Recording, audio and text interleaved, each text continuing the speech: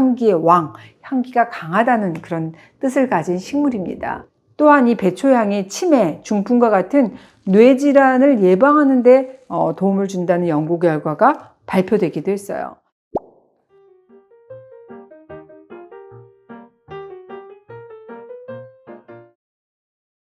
음식의 맛과 향 그리고 풍미를 더해주는 아주 기특한 식재료가 있습니다. 바로 허브인데요. 서양 허브 아니라 우리나라에서도 정말 오래전부터 써온 토종 허브가 있다는 사실 알고 계셨을까요? 우리나라에도 허브, 토종? 그런데 이 토종 허브를 부르는 이름이 다양합니다.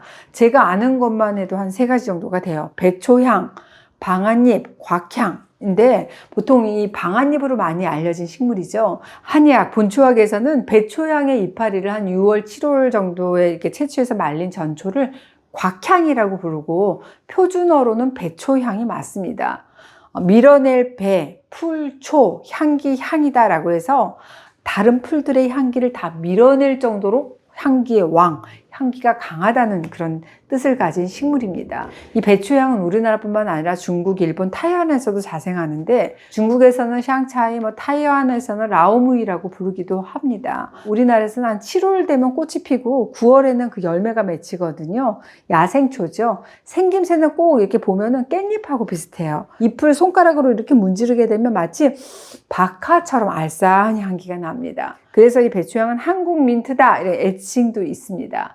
특유의 그 향 때문에 담배 향료의 원료로 쓰기도 하고 나물 향신료, 꿀벌의 밀원식물, 꿀의 원천까지 정말 폭넓게 활용되고 있습니다. 고기 잡는 데도 요 배초향 쓰고요. 동의보감의 이 곽향은 우리가 객지 여행을 할 때 물하고 음식이 막 바뀌어서 생기는 증상, 일명 우리가 풍수독이다 얘기를 하는데 몸이 막 부을 때 주로 사용하기도 하고 구역질을 먹게 하고 냉기, 찬 기운을 받아서 생긴 증상을 없애는 데 많이 활용했다는 기록이 있습니다. 명나라 황제의 하사품으로 이 곽향을 선물했다는 기록이 태종실록에 나와 있어요. 과거 왕실뿐만 아니라 서민들도 두루 사용했던 향초이자 천연 방부제로서는 물론이고 우리가 더위를 이기고 더위를 치료할 때도 썼던 그야말로 팔방미인 식물이었습니다. 한의학에서는 오래전부터 이 기울, 기가 막혀서 생기는 어떤 두통, 가슴이 답답하다든지 식욕이 부진하다든지 오심, 구토, 설사 이런 데 치료하는 그런 적응증을 가지고 있는데 특히 이 배초향의 성질이 따뜻하거든요. 그래서 몸에 냉기가 많아 소화 잘 안 되고 항상 속이 더부룩하고 불편할 때 이 위장 기능을 이렇게 살살살살 회복시켜 주는데 많이 적용하는 그런 약초라고 할 수 있습니다. 어디서나 쉽게 볼 수 있는 흔한 야생초지만 효능은 사실 어떤 귀한 약재 못지않게 참 다양한데 흔한 만큼 약초가 가지고 있는 효능을 잘 연구해서 천연의약품으로 활용할 수 있다면 그것만큼 귀한 게 없잖아요. 그래서 이게 조사를 했던 2년 전이죠. 2020년 충북대학교 식품공학과 연구팀에서 이 배초향 추출물의 항산화, 항당뇨 효과에 대한 실험이 있었습니다. 이 배초향에는 항산화 작용을 하는 폴리페놀하고 플라보노이드 성분이 함량이 높았고 항산화 활성 그리고 소화효소 저해 활성도 굉장히 높게 나타났습니다. 이 밖에도 이 원광대학교하고 대한본초학회에서도 이 배초향의 염증성 세포 활성 물질 억제 효과에 대한 실험을 진행을 했는데요. 우리 몸의 면역력을 조절하는 면역 물질이죠. 사이토카인의 생성을 도와서 항염증의 효과가 있다. 이렇게 입증한 바가 있습니다. 또한 이 배초향이 치매, 중풍과 같은 뇌질환을 예방하는 데 도움을 준다는 연구 결과가 발표되기도 했어요. 국내 한의과대학 본초학 연구팀에서 이 배초향의 항산화 효과에 의한 인체 유래 신경 교세포 보호 효과에 대한 어떤 실험을 했는데 실험 주에서 분리한 신경 뇌세포에 이 배초향 추출물 0.5mg을 투여했을 때 뇌 노화를 일으키는 산화 스트레스가 한 50%가량 줄었고 최대 10g을 투여를 한 결과 산화적 스트레스가 무려 85%나 줄어드는 모습을 관찰할 수 있었습니다. 우리 몸에서 이 산화 스트레스가 점점 증가한다는 건 뭐예요? 뇌세포가 죽는 것을 의미한데요. 이 배초향 추출물이 이런 현상을 억제시키는데 도움을 준다는 거겠죠. 이건 곧 치매, 중풍과 같은 뇌질환을 예방할 수 있고 또 치료하는데 이 배추향이 효과적으로 이용될 수 있음을 시사하는 연구 결과라고 할 수 있습니다. 바로 이 논문은 우리나라뿐만 아니라 이 옥스퍼드 대학에서 출간하는 국제 학술지에 기재가 된 바가 있습니다.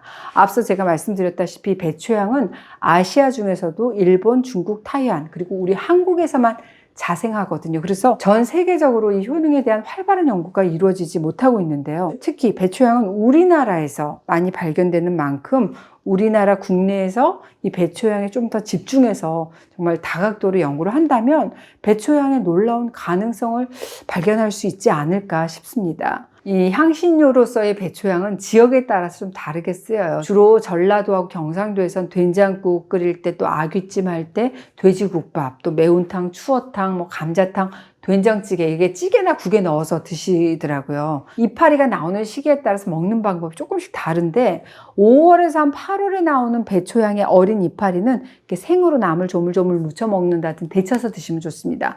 조금 더 성숙한, 조금 더 자라서 성숙한 이파리는 깻잎처럼 쌈으로 싸서 먹게 되면 그 향이 정말 그윽하고 특유의 약간 알싸한 향을 내가 즐기고 싶다 그러면 그거 우려가지고 차로 드셔도 좋습니다. 6월, 7월이 되면 배추향 꽃이 이쁘게 펴요. 그때 꽃을 따가지고 이파리도 따서 잘게 썰어가지고 말려. 그 다음에 물 2리터에 말린 배추향 한 50g 정도 넣고 한 10분에서 15분 정도 끓여서 드시게 되면 굉장히 향긋하게 잘 즐기실 수가 있습니다.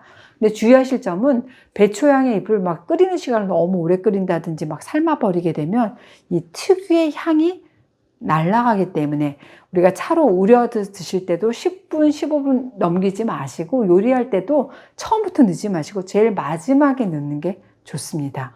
또 이 배추향의 꽃송이하고 이파리 말린 후에서 가루를 내서 후추처럼 다양하게 뿌려서 드시면 좋아요. 해물하고 궁합이 짱입니다. 배추향이 해물 요리에 딱 들어가면서 해물의 비린내 잡아주고 풍미를 깊게 해주는 그런 역할을 합니다. 이렇게 우리가 배추향을 먹기도 하지만 사실 향이 강하잖아요. 그만큼 탈취 효과도 굉장히 뛰어난데 옛날부터 비린내, 잡내를 제거하는 건 물론이고 왜 입냄새 날 때도 많이 활용을 했습니다. 배추향 이파리 한 줌 주전자에 넣고 물과 함께 끓인 후에 이를 닦을 때라든지 물로 입을 헹굴 때 배추향 물로 헹구잖아요. 그러면 되게 화 하면서 구취에도 효과가 있어요. 배추향을 고르실 때는 크기가 너무 큰다든지 막 벌레 먹은 거 이건 좀 피하시고 내가 오래오래 두고 먹어야겠다 그러면 수분이 마르지 않게 잘 밀봉을 해서 냉장 보관하시는 것도 좋습니다.